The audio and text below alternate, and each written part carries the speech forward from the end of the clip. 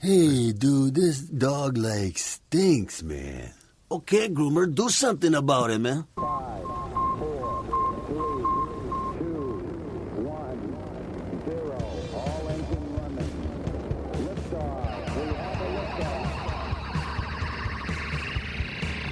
Hey, all you pet stylists. You found the GroomPod. Welcome to our virtual salon. My name is Susie, and I'm your host. I'm a mobile groomer from Seattle, Washington, and anyone who knows me will tell you I love to talk, especially about my job. One of my favorite people to talk to is my friend and mentor and co-star of the show, Miss Barbara Bird. Hey, Susie. I survived my birthday. Yay! And I'm looking forward to what's up today. Yes, well, what's up is episode 362 of the GroomPod, recorded on January 22nd, 2023 in Snohomish, Washington and Tucson, Arizona.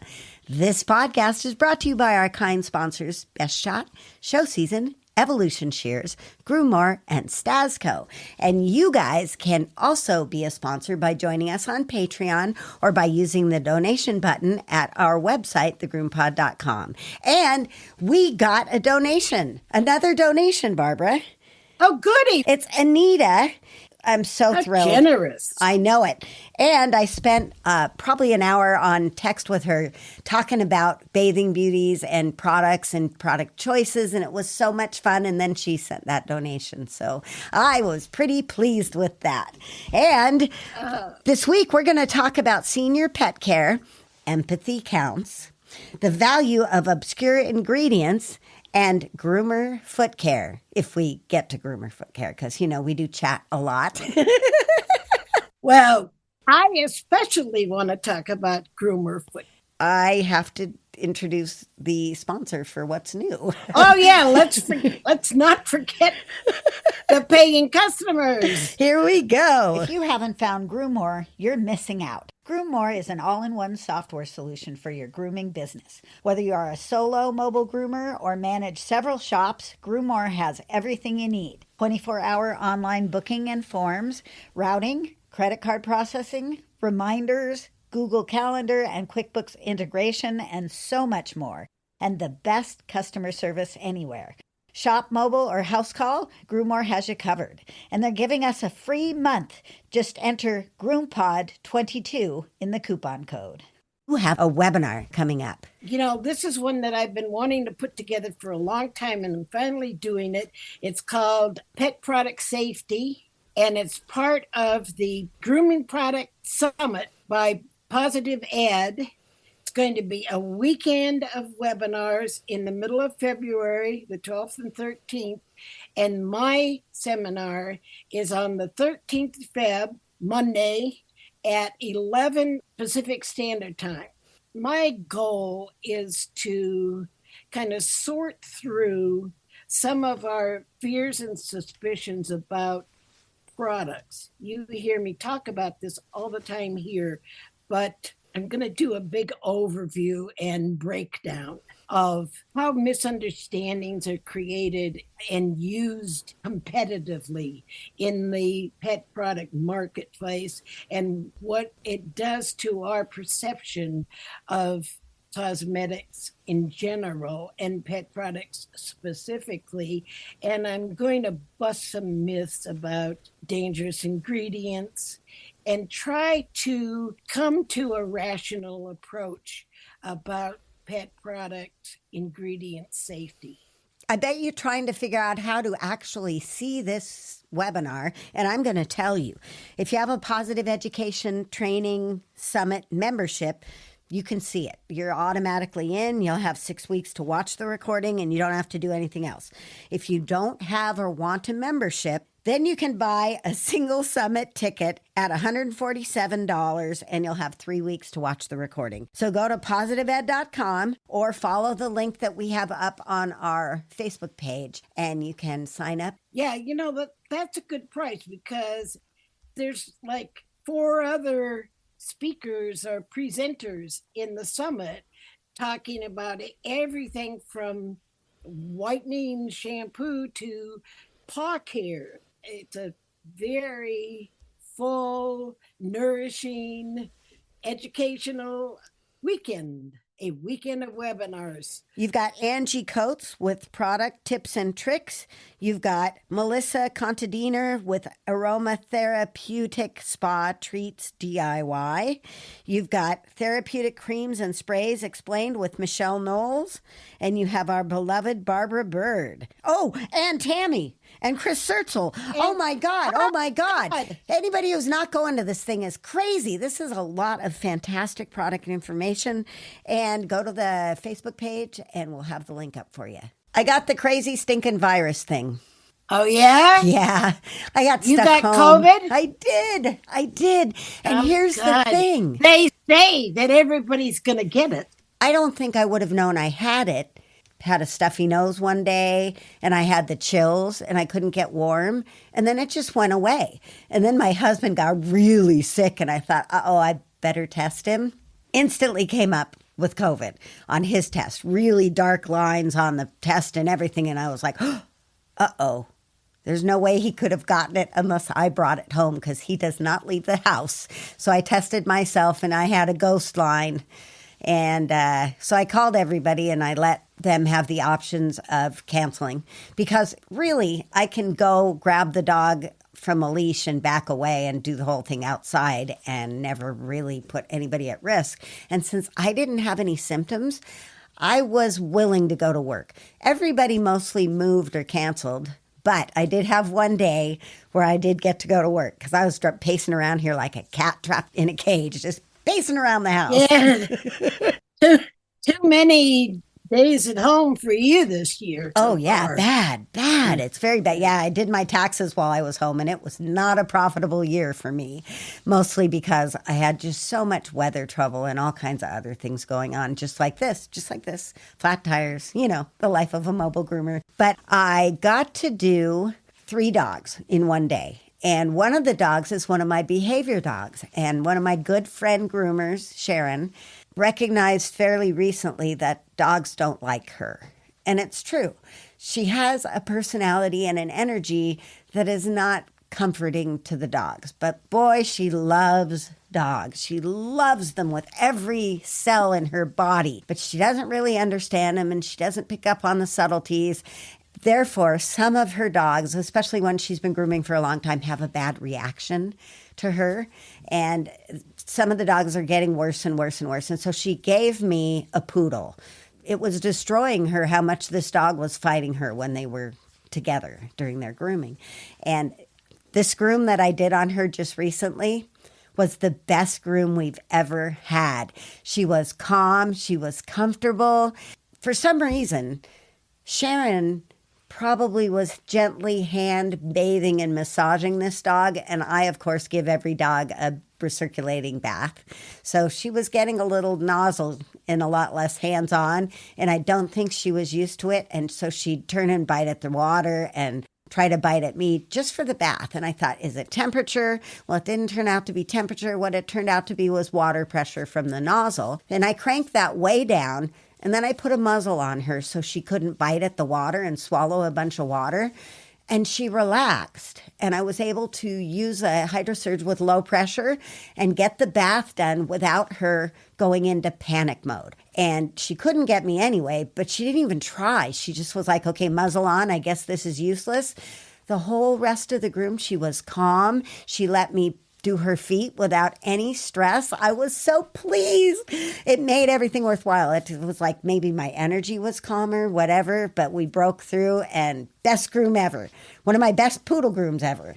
Wow. It's interesting that you bring this up because I had an encounter with a customer. This is my customer with the 2 bearded collies. Yvonne and I groom the elderly female who's overweight. They're both in full coat. But the newer dog, Charlie, was just like so all over the place and difficult and barking all during the drying and all of this kind of stuff that I scheduled him for the day when Dave grooms alone. And so Dave grooms the other dog by himself. Well, the last 2 times that this dog has come to the shop, he has dug in his heels outside the building and refused to enter the building. Oh, my. And then dug in his heels and tried to climb over the owner and not come through the half gate at the counter space. And this bothers me hugely. I bet. Because we have other dogs that come like wagging in and jumping in our laps and kissy face and all of this. And the people, of course, are so glad to see this. This is a serious situation. Both of these dogs, the female is every 2 weeks. The male is every 4 weeks or 5. That's a bunch of money. And I've been serving this customer for years and years. This is like the 5th dog or something. So I heard it through the grapevine. Actually, what happens is that even though Dave and Yvonne work on different days, they encounter each other because sometimes Yvonne stops in to pick up towels to take home and launder, or they text back and forth. And so Dave told Yvonne that Charlie had, again for the 2nd time, refused to come in. And Yvonne was there when the dog came in and watched the problem at the counter. So she told me when he brought Haiti, the female, in, I talked to him and I said, I heard that this happened again, and I want you to know that I take this very seriously. And I am going to, here's my plan. I said, will you bring in a portion of his kibble so that I can give him treats right from when he starts coming in the building? See, this man doesn't let me give my treats or any treats to the dog, so it makes it hard for me to, do food stuff. So I thought quickly, we'll use his kibble. That's a great solution. Yeah. And so he said, yeah, I'll do that. And I said, and I'll be here and I'm going to manage and coach Dave through the grooming because something has happened. Something has happened to break the dog's trust of my groomer. And I've got to deal with it. Yeah. Because the in between the time that Dave was sick, I groomed the dog and I had no problem.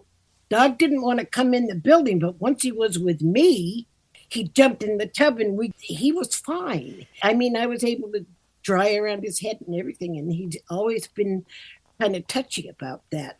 But so it told me that I'm reading the dog and adjusting as we work together, but something has happened with Dave and this dog where that trust has been broken, and Dave is not tuned in to the dog. He's not listening or heeding. So interesting that you had that situation with Sharon. And my other behavior dog that moved over to the other side of the state has had no luck with the groomers over there. And he just gets bitey and they can't do his face and he is getting shaggy. And so the other appointment that didn't cancel was her because they were coming over to this side of the mountains. And I said, I would be on my deathbed with a fever and you could hand me the dog in gloves and a mask and I would do him because I don't want you guys to put him through the stress. We never have a problem because I started with him as a puppy and I saw the issues he has. So when I do his face, he has huge wrinkles underneath. He's a Shih Tzu, huge wrinkly face. And I'm sure somewhere along the line, they just probably came in a little too close with the clippers or the scissors and nicked the top of his wrinkle. And it made him not trust, just kind of like the English sheepdogs. Is that what they are? No. Why can't Bearded collie. Thank you. Bearded collies. The bearded collies. I'm thinking the right color, wrong dog. Yeah, that's the idea, though. Yes. So similar, the trust was broken. And I'm able to rebuild it by doing the face in the bath with his head in my hand. And I give him a chance to be ready. And I always say ready. I realize I say a lot of ready. I say ready when I give my bird a scratch. I say ready when I mount the horse. I use that as a precursor to something is going to happen that's going to take cooperation. So I was able to do Charlie, but I was struggling to find a spot to park because I have a generator, I have a trailer.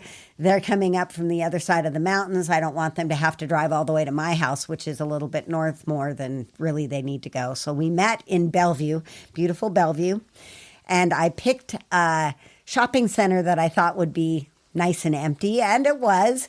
But apparently I chose a spot where the security guard takes his break. So a few minutes after setting up my generator, this guy who looks like a homeless guy in this big coat comes up and he says, what are you doing here? And I said, oh, I'm just grooming a dog for my friends here who came over from Eastern Washington. And he goes, well, you know, this is a private parking lot. I said, I know. That's why we're way in the back corner and there's nobody parked around us. And I figured I'll only be here like an hour and a half. And probably this would be a good, safe place for me to be because I don't like to be in unknown spots. And he goes, well, he said, there's a park right up over there. And I said, oh, okay, no problem. We'll go up to the park. Well, we get to the park. There's no trailer parking up there. It's just, it's like the front of a library. It's not really a park. So we wagon trained our way around the neighborhood and found a street to park on, and I was able to do the dog. But you want to be cooperative when the people who own the parking lot come up and say, excuse me, you should probably choose somewhere else. So that was my week, other than being at home. I did that. I did my taxes. I cleaned the bird cages. My horse got a chiropractic adjustment. It was magic. Just a great week. Actually, I went stir crazy, and I hope I never get tracked at home for a long time.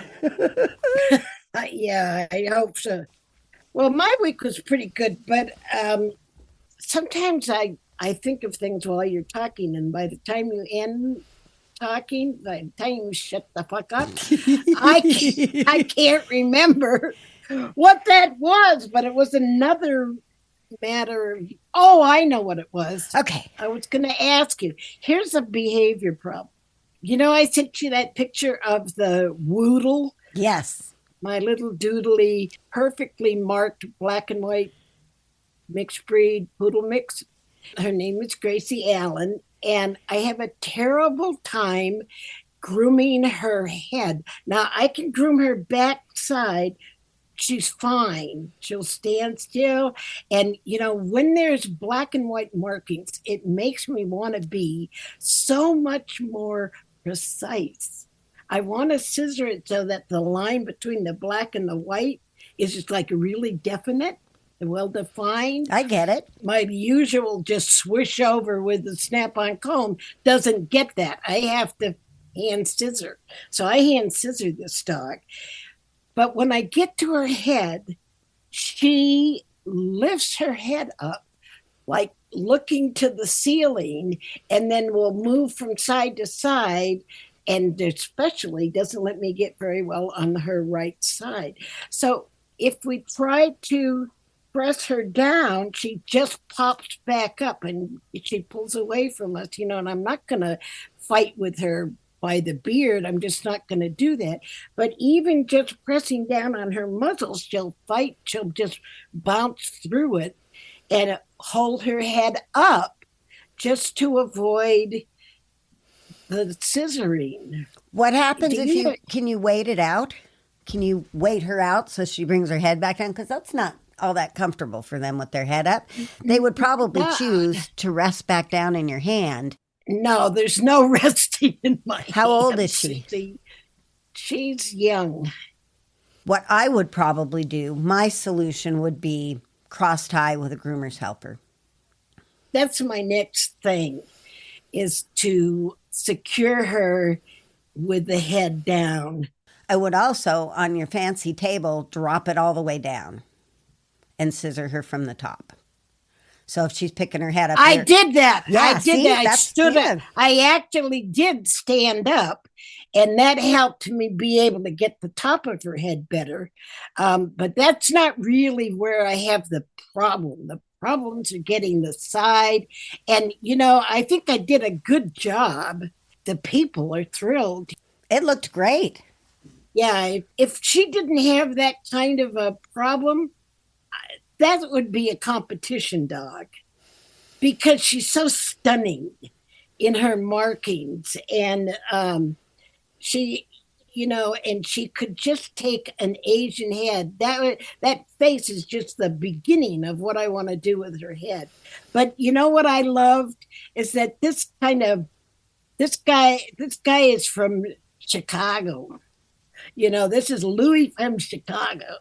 And and I said, so when he enters the building, I say, it's Louis from Chicago. And he says, South Side.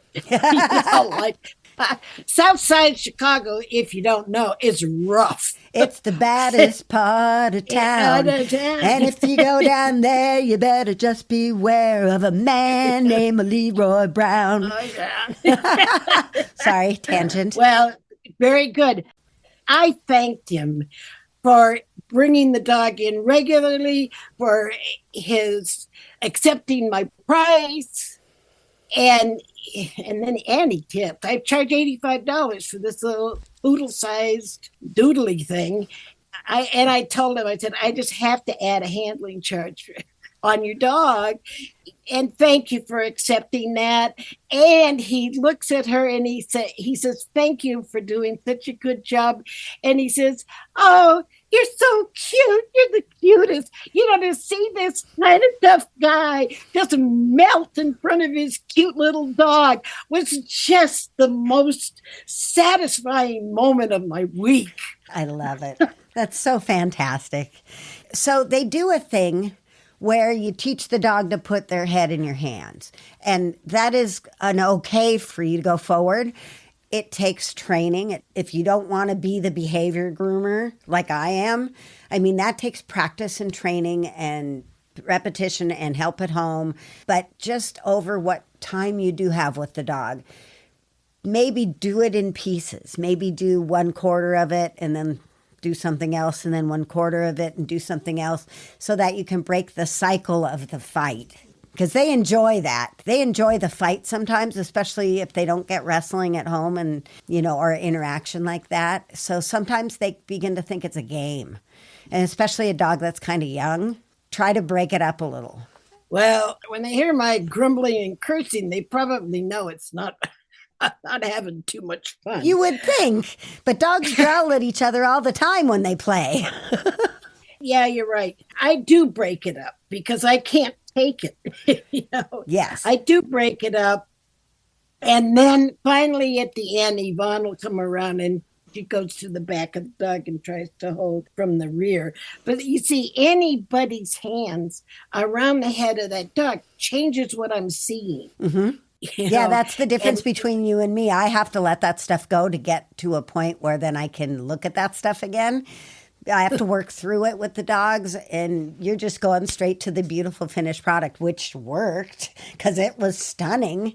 But I would take the time to do the teaching myself. That's kind of the way I'd have to solve that one, I think. Yeah, well, I'll have to have you come down. I like that. I like that. You'd love Gracie Allen. She's actually just a lovely little dog. So let's move on. Let's move on. Let's take a break, and then we'll come back with Senior Pets Empathy Counts, which is kind of some of what we were talking about earlier. Already. Yes. Let me tell you about Best Shot's newest addition to the Ultramax Pro line. Ultramax Hair Hold is a flexible hairspray that can be layered on for a stronger hold. Ultramax Hair Hold spray is great, but my favorite new product is called the Max, and I won't groom without it. It's a fragrance-free ultra-concentrate conditioner and detangler. It reduces drying time and handles undercoat and tangles like magic. Just a few drops in the final rinse or spray it on and dry it in. Contact your favorite Best Shot distributor or learn more online at bestshotpet.com. Grooming success begins with Best Shot in your tub. Made from the best stuff on earth.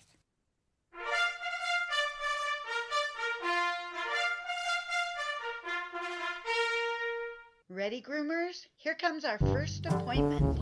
Senior pets are some of my favorite to groom because the pressure's off. The pressure is off on what my scissoring looks like. The pressure's off on how much hair I leave on the dog. It's definitely one of my areas. I'm lucky. I'm not Sharon, and the dogs like me. And when you start with them when they're young, as they age, it's heartbreaking, but it's also heartwarming to be able to continue to spend your time with them. I mean, I've got some really old dogs right now. So what are some of your tips for doing the senior dogs?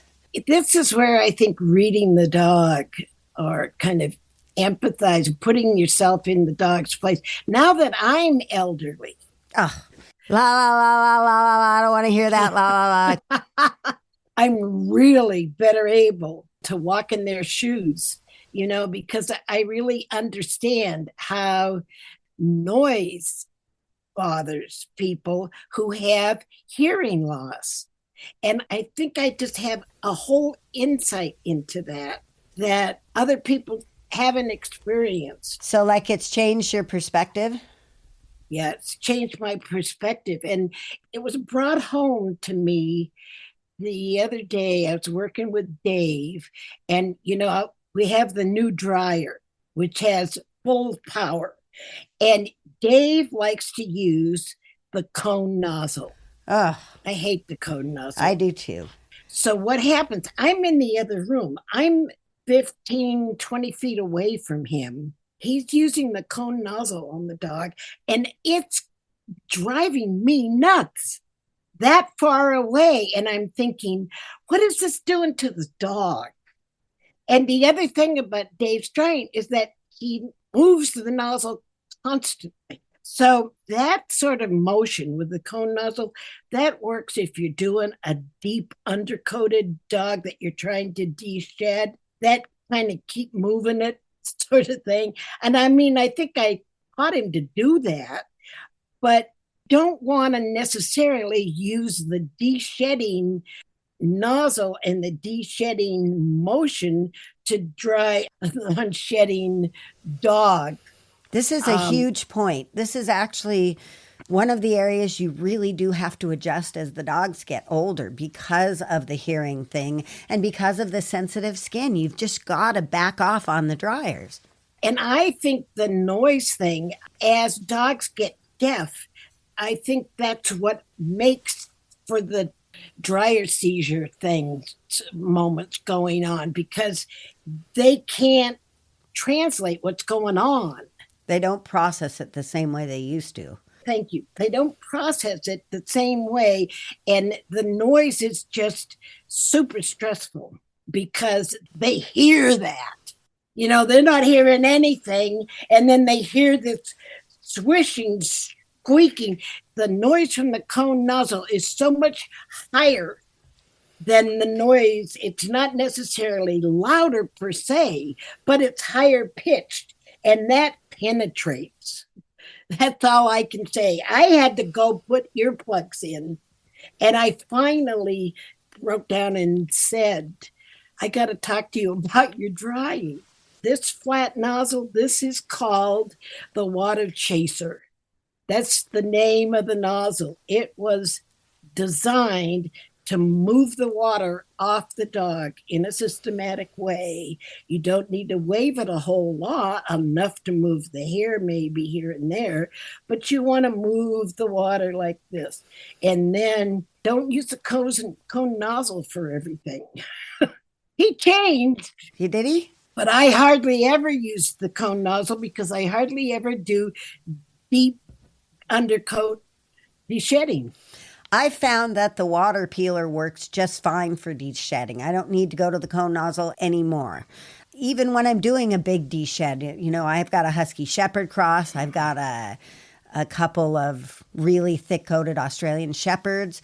I never use the cone on any of those. I always use the water peeler. And then 90% of my drying I do with just the cuff. I find that it's plenty strong for the smaller dogs. I can straighten hair just fine with it because it gets nice and warm. It's canine too. I've given up on the cone nozzles. They're just too loud. They're too intrusive. They are too triggering for the dogs and for myself. I would probably put on the lesser of the two cone nozzles to do a big de-shed butt kind of a situation. But I don't ever use that really fine cone nozzle anymore. As a matter of fact, I should just take it out of the trailer because I never use it. I know. I agree. Yep. What I think I want to do is I remember on my Canine 2, there was an attachment that we used before some nozzles that was just like a gray plastic tube. Yes. That makes the diameter smaller. I'm going to go to the hardware store and take my hose and get them to fit me an inner cuff. Or your podcast partner could measure hers and let you know what the measurement is without you having to drag your hose down there if you'd like. No, because this is not the Canine 2. Oh, that's right. And I have that piece. I forgot. Gray, and it doesn't fit the X Power. Right, so I forgot. And the X Power natural opening on the hose is wider than the Canine. I need a little bit less diameter. Oh, you're so brilliant, though. Take it to the hardware store, get a piece of pipe. Yeah, and Dave can use that. We did a dog. We did Norman, the Norwich Terrier, yesterday. And Norman, we call him Normie. He was the happiest little guy. But now he's 16 and a half years old. And he's not the same dog. I suspect this might have been our last grooming. Oh, that's so hard. And it was so hard for me. And it was hard for the owner. Well, we didn't verbalize that. But he was so anxious during his whole grooming. He didn't recognize us. I did share that with her. I said, it's so sad. I'm so happy to have him, but it's not Normie anymore.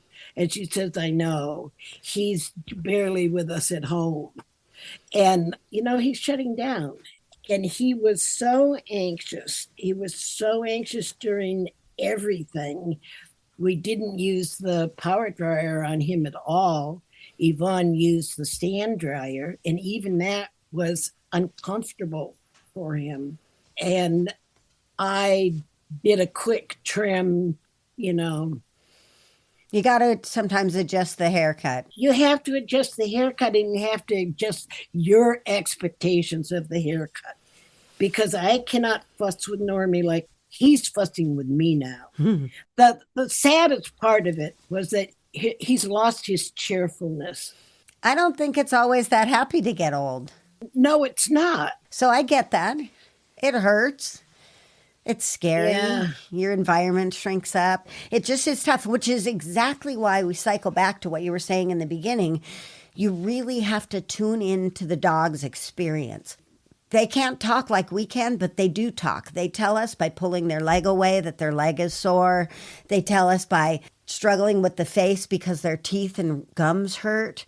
There's all kinds of ways that they tell us. And unless you're actually tuned in to the dog and checking in with the dog, you can miss that stuff. And then you power through, and then you end up with what you've got with the bearded collie. And you know what? This kind of empathy, valuing the pet's experience, has to come from the top down. The boss. I feel really bad for groomers who are working in a high volume situation with owners or managers that don't have the same value of the pet's experience as we do. So true. They're not allowed to take more time, to use a different piece of equipment, to cage dry, which I can do. You can't.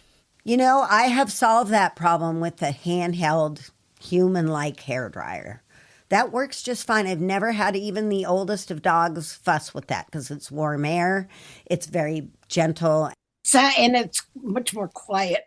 And the kind of whooshing. What started me thinking a lot about the air was that I was listening to Yvonne talking to the dog she was forced drying. And she was saying, Oh, come on, it's just air. You stick your head out of the car window. I've seen you going down the street with your dad. And I'm thinking, well, that's right. But the air blowing on the dog when he sticks his head out of the window is not going back and forth, right? And it's not on wet skin. It's not on wet skin. It's not high pitched. And it's not moving around indiscriminately. It's all going back. And the dog has the option to bail out and pick his head back into the window if he's not enjoying the experience. They don't have that option with us. So it's really not apples and apples. It's really not the same thing. So that kind of coaxing doesn't work. And so I explained it to Yvonne. So now she knows. Another big deal is balance. Right. We have to remember that dogs don't want to tell you. They don't really like to tell you. They don't like to admit. They're like really proud old men. They don't like to admit that they're about to fall down when you pick up their back foot. Or what if you pick up one front foot that it's hurting their other shoulder really bad. They don't want to tell you that. Or that they can't jump into the tub anymore, in my case of my lab and the blind golden retriever. They don't want to let you know that, but you've got to pick up on those signals.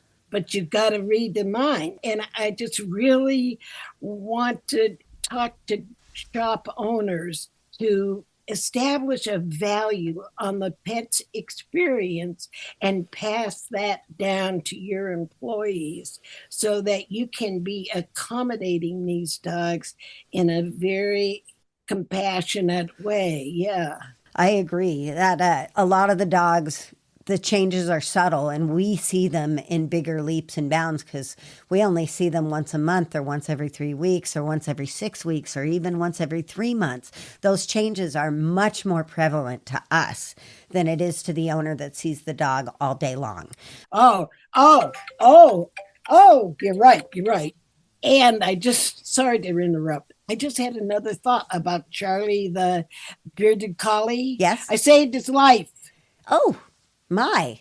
Well, that's kind of a big thought.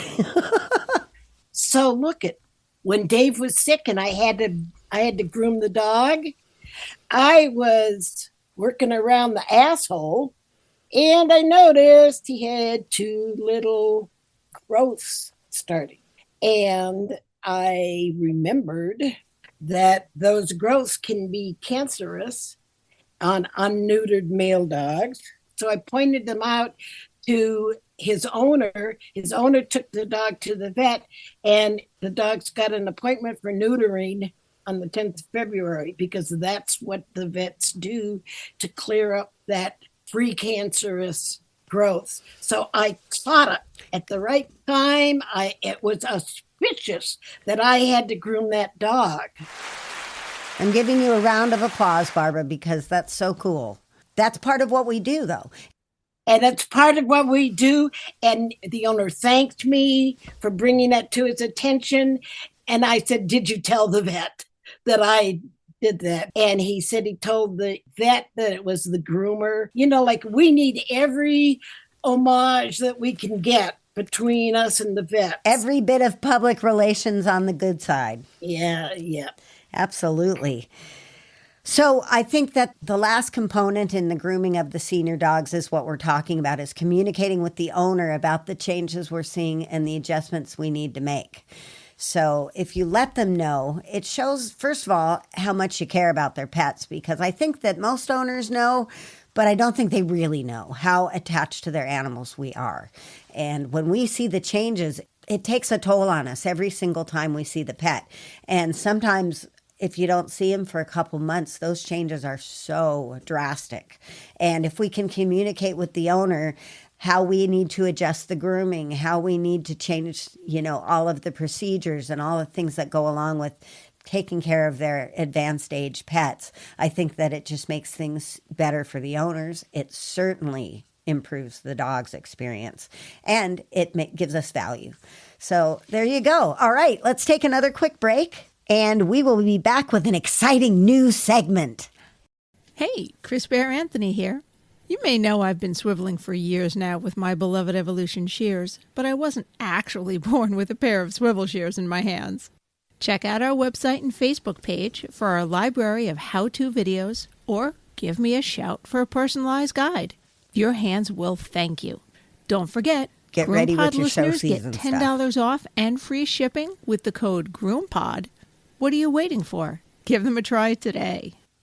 Sometimes my clients don't like a walking air freshener. When these crazy people request a scent-free option, I go right to show season. I think that everybody should have show season True Tearless shampoo and show season hypo conditioner on hand. Show season has formulated True Tearless shampoo with alternative surfactants that are less irritating but still clean very well. And the hypo conditioner is one of the best fragrance-free conditioners in the market. And if you guys would like to find some show season True Tearless or hypo conditioner, go to showseasongrooming.com. Wow. And Susie, I got to tell everybody that we are really enjoying the new show season apple cider vinegar clarifying shampoo. It's wonderful. It's great. It cleans really well. And the fragrance that it leaves is very nice. It's light, but it's noticeable. It's good stuff. Is Good it stuff. appley? Yeah. I like appley. Yeah, I like appley too. And it goes well with the Stasco apple conditioner if you want to use the oatmeal apple fragrance stuff. It's a good matchup. Cool. All right, now on to the new segment. Groomers, take your seats. It's time for B-Bird's Classroom. All right. Don't you love it? All right. I do love it. Yeah. So the subject today is what is the value of obscure ingredients? So is there a value of obscure ingredients? Yeah, well, each ingredient has its own value, but there's a particular bonus that applies to kind of rare ingredients.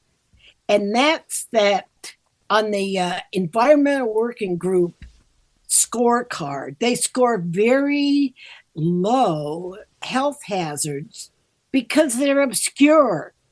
Oh, like they haven't been tested? They haven't been used as much, like the more widely used an ingredient is, the more chance of allergic reactions or difficulties to show up. So it has to do with how long an ingredient has been in service, so to speak, right, and how many millions of cases of application it's had. So it took a little while for methylchloroisothiazolinone. Hey, I said that without reading it. Hey, nice. To show up as being allergenic and causing allergic reactions, because it took a couple of years for there to be an accumulation of problems that are reported. So an obscure ingredient always has a lower rating on the EWG health score, and the lowest ratings are the healthiest, supposedly healthiest, safest ingredients. For example, I was looking at a shampoo this week. I ran into an ingredient I didn't recognize. It was sodium lauryl, not laurel, but lauryl methylamino propionate. That sounds fancy because it has royal in the name. Right. So you think of royal jelly, right? Which is like a good thing. So, yeah, but it's just like chemically different than laurel and laurel. Anyway, this is an ingredient. It's one of these super mild cleanser ingredients that leaves a soft, velvety feel on the skin, and it's rarely used. So it has a 1 on the EWG scorecard. And this particular company has selected ingredients, all of which have a 1 on the EWG scorecard. So the value of a less used, more obscure ingredient is that it's going to appear to some people to be a more safe ingredient. Boy, this marketing thing is really, it's a science in its own. Oh, it is. I'm so fascinated.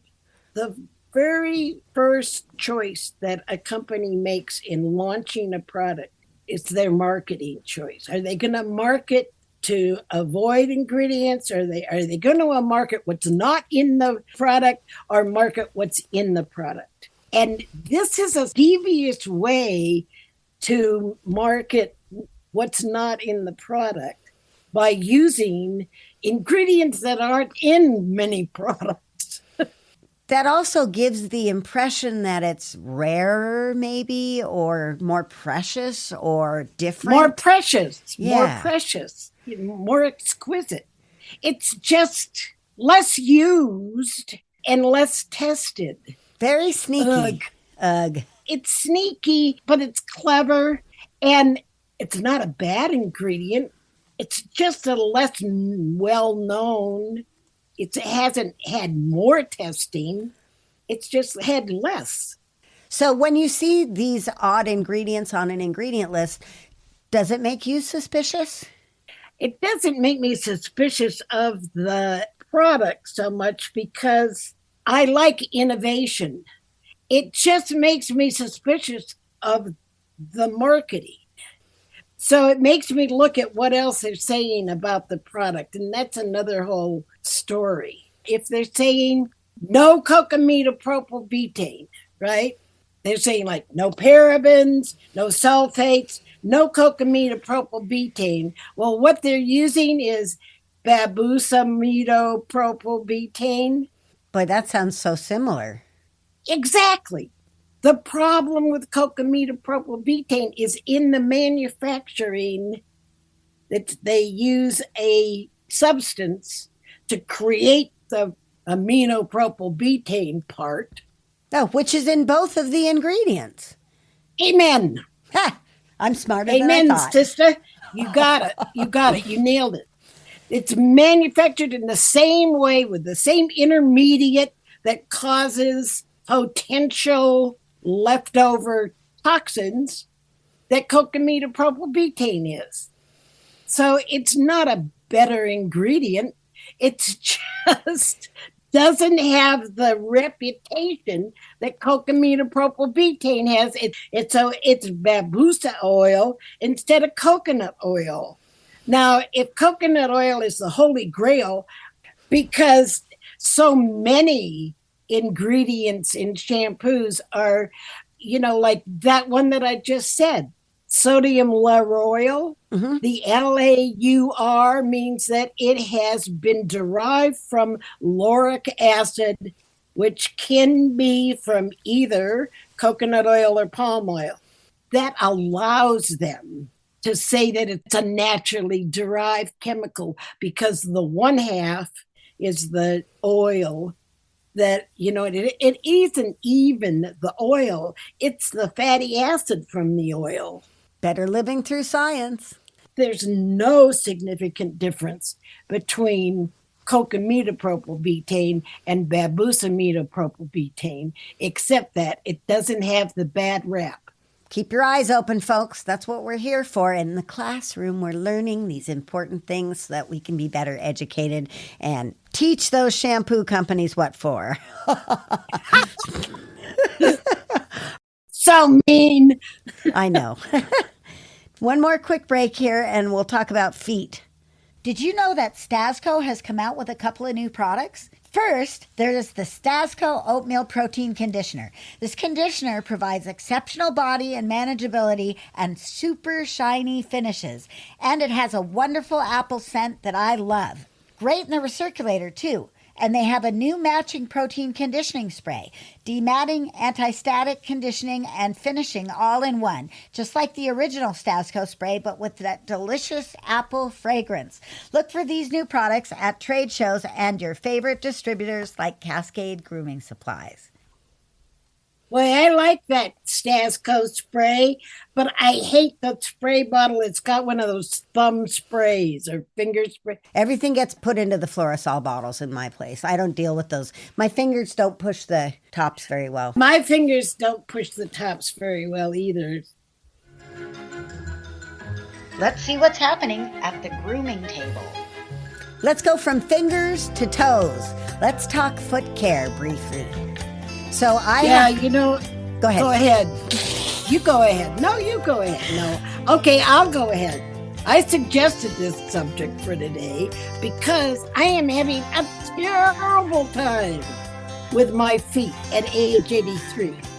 And I was for a while kind of blaming my weight, which certainly is a factor that I'm putting more weight on my feet. But let's face it, I've been on my feet for 83 years. That's the major factor. That will definitely have an effect. And I've been in a career that requires a lot of standing for many years, over 50 years at the table, even though the last few years have been almost totally sitting down. But between us friends, I can hardly walk. And my toes are so screwed up that I have toe spacers that I wear, and I wear toe caps, and I have to wear shoes with orthotics. And I swear to God, if there was one thing I would have done differently in my career as a pet groomer, it would have been to do some preventative.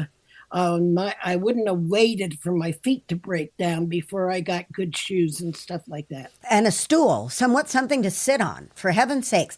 I waited way too long to start sitting because I have ants in my pants. You guys know me. You know that my pants are full of ants, and I can't sit still. So it's always been kind of a gymnastics event. I'm at the front of the table, I'm at the back of the table, I'm underneath the table, I'm over the top of the table.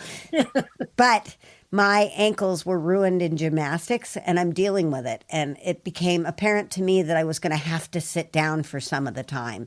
I should have done it way when I started. I should have learned to groom sitting down. I don't know why I didn't. Well, stubbornness and ants. But for primarily, it has saved my grooming career. Saved my grooming career to sit down, too.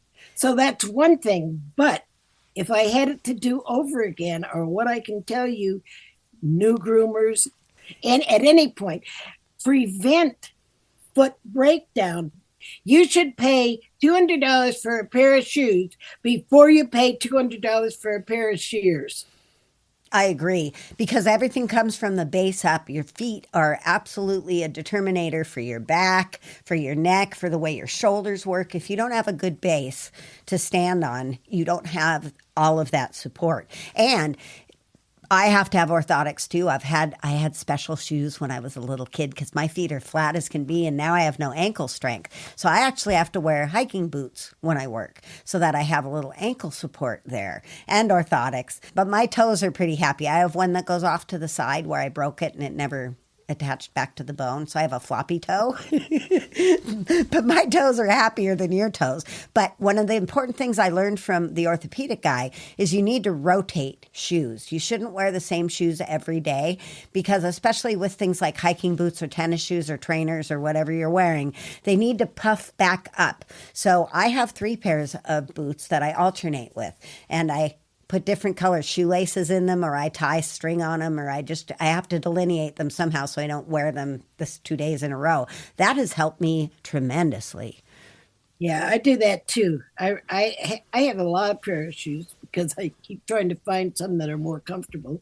But yeah, so I can wear sort of tennis shoes for a couple of days. I don't change every single day, but I change every couple of days. And, I have to wear orthotics. I was a barefoot person. Were you a barefoot person? I never wore shoes. I was a barefoot girl, which is really tricky when you live in the desert. It's good when you live kind of like beachfront, but Not so good in the woods, though. yeah, not so good in the woods, not so good in the desert. I always fancied myself toe dexterous. I could tie a pair of shoes with my toe. I could pick anything up with my toes. I like to have them available for those types of things. If you were to see my toes right now, you'd freak out. Uh-oh. I mean, they're misshapen. I have hammer toes. They're kind of curled under each other. That's why I've got big soft booties on with toe spacers. I got a new toe separator kit called Tenicore, Tenicore, toe separator set. And it's the best one I've ever tried, and I've tried a few. But this has a silicone pad that goes on the foot itself. It's not just the little spacers that go on the toes, but it kind of fits on the whole foot. So it's more secure and it's comfortable. But I could hardly fit my right toes into the little holes of the thing because my toes are so misformed by now. And I know that it has to be part of why my knee hurts so bad, my hip, my back. Part of it is because my toes are so screwed up. So, like, God, take care of your feet. And if you start having a problem, get right on it. One last thing, anti-fatigue mats. For sure. I wore poor shoes. I mean, they were cute. I went for cute. That's me. I'm a girly girl. I'm not. I went for cute shoes, and I was on concrete floor for 17 years before I bought fatigue mats, and I'm paying for it now. That's another thing to buy. We all want to buy the pretty shiny, colorful things. Yeah, the shiny, colorful things, colored scissors and you know, that kind of stuff. But really, what goes on underneath your feet when you've got a stand-up profession is more important than having a better pair of shears. Well, you got to take care of your hands too, so I'm going to maybe take that back. Okay, take it back. I can't take back the ding, though, so it's there. No, I fully agree. And start early. Don't wait till stuff starts to break down, like Barbara says. Do as she says, not as she did. Absolutely. For almost everything. Almost everything. All right. Well, thanks for being here, you guys. We're going to call it a day. I'm excited to groom another dog that I've rescheduled from Virus Week because I'm the queen of rescheduling. I never reschedule. I never change my appointments. All of a sudden, I've done nothing but reschedule appointments like 2 months now. Just randomly. Oh, we got to change that one. I have a flat tire. Oh, my, it's snowing. We got to change that one. Oh. But I love it, and I wouldn't change a thing. Happy grooming, everybody. Thanks for being here. See you next week on the GroomPod. Bye-bye now. Take care. See you. Love ya.